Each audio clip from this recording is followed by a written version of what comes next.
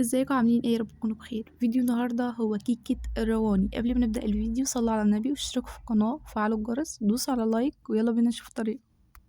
اول حاجة جبنا برتقانة بشرناها كويس وهنضربها في الخلاط، مش هنضيف لها اي مية ولا اي حاجة. بعد كده بقى هنصفيها كويس ونتأكد ان هي مفيهاش اي كتل باقية من البرتقان.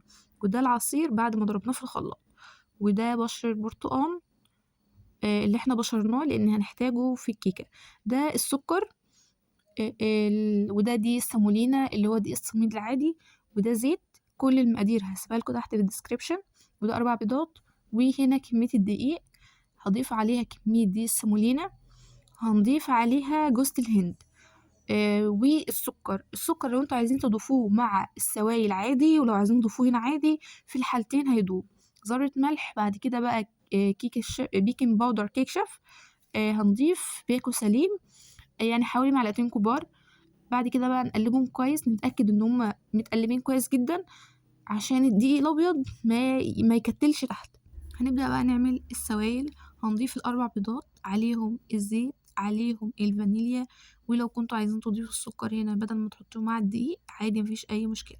وهنضيف قشر برتقان.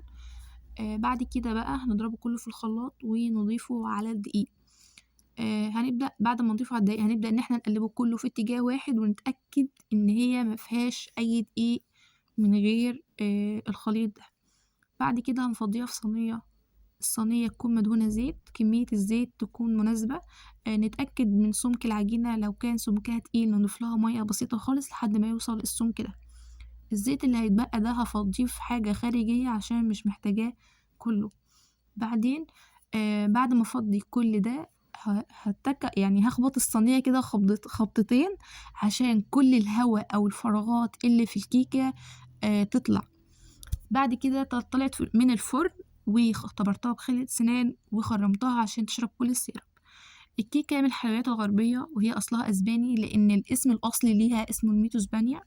هي حلوة جدا وجربوها تعجبكم. بس ده فيديو النهارده، متنسوش تعملوا لايك واشتراك وتشتركوا في فيديو في كل مكان، وتفعلوا الجرس وتدوسوا على اللايك، وتقولوا لي رأيكم تحت في الكومنتات. ولو عايزين نجرب حاجة جديدة قولولي، واشوفكم الفيديو الجاي.